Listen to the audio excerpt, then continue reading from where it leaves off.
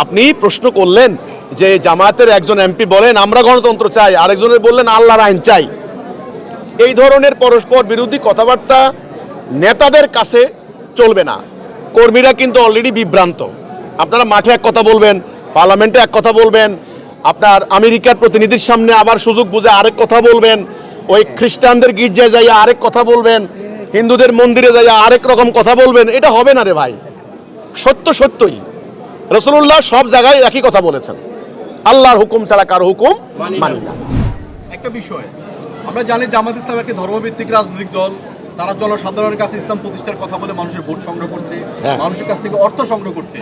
সংসদে দেখলাম জামাত ইসলামের দুইজন এমপি, একজন বলতেছে যে জামাত ইসলাম গণতান্ত্রিক দল, আরেকজন বলতেছে কোরআনের আইন চাই। একই দলের এমপি, একই আদর্শের লোক, তারা দুইজন দুই রকম কথা। আসলে এই বিষয়টাকে আপনি কিভাবে দেখেন? না, আমি দেখেন জামায়াত ইসলামের একজন এমপি সাহেব পার্লামেন্টে ওনার কোরআনের একটা আয়াত আমি ভালো করে এটা শুনছি। দেখেন, কোরআনের আয়াতকে ভুল ব্যাখ্যা করা, উদ্দেশ্যমূলক ব্যাখ্যা করা উচিত না।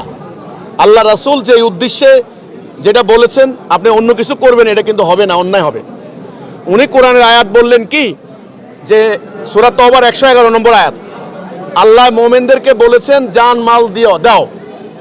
আমরা চাঁদাবাজি করি নাই। যারা মোমেন, ওই চাঁদাবাজের অভিযোগের জবাব দিতে যাইয়া যারা মোমেন তাদেরকে আল্লাহ বলছেন জান মাল দাও।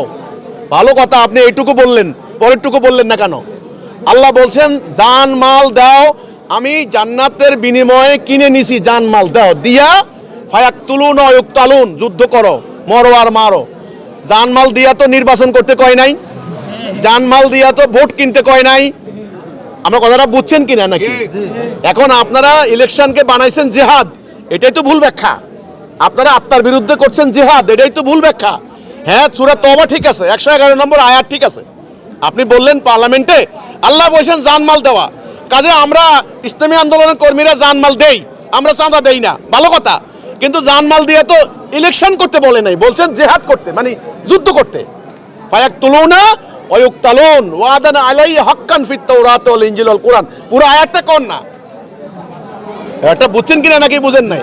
তো এই ধরনেরই তো ভুল ব্যাখ্যা, উদ্দেশ্যমূলক ব্যাখ্যা, অপব্যাখ্যা দিয়ে কোরআনকে, ইসলামকে রাজনৈতিক অভিসন্ধি বাস্তবায়নের হাতিয়ার হিসেবে ব্যবহার করা হচ্ছে।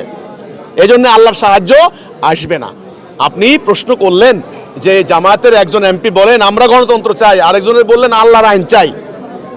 এই ধরনের পরস্পর বিরোধী কথাবার্তা নেতাদের কাছে চলবে না। কর্মীরা কিন্তু অলরেডি বিভ্রান্ত। আপনারা মাঠে এক কথা বলবেন, পার্লামেন্টে এক কথা বলবেন, আপনার আমেরিকার প্রতিনিধির সামনে আবার সুযোগ বুঝে আরেক কথা বলবেন, ওই খ্রিস্টানদের গির্জায় যাইয়া আরেক কথা বলবেন, হিন্দুদের মন্দিরে যাইয়া আরেক রকম কথা বলবেন। এটা হবে না রে ভাই। সত্য সত্যই রাসূলুল্লাহ সব জায়গায় একই কথা বলেছেন, আল্লাহর হুকুম ছাড়া কারো হুকুম মানি না। এবার আমার পক্ষে ভোট দুটা আসুক আর না আসুক, আমি সত্য নিয়ে দাঁড়িয়েছি। সত্য বিজয় করবেন তো আল্লাহ। আপনি টাকা দিয়ে কি ইসলাম বিজয় করতে পারবেন নাকি? তো কাজে আল্লাহর উপর ভরসা করা উচিত, ইসলামের সঠিক কথা বলা উচিত। আর যদি বলতে না পারেন, ভয় লাগে, পুতুর পুতুর করে কলিজা, তাহলে কইয়েন না। ইসলামের কথা বলতে যদি কলিজা যদি পুতুর পুতুর করে, কইয়েন না, বললেন না।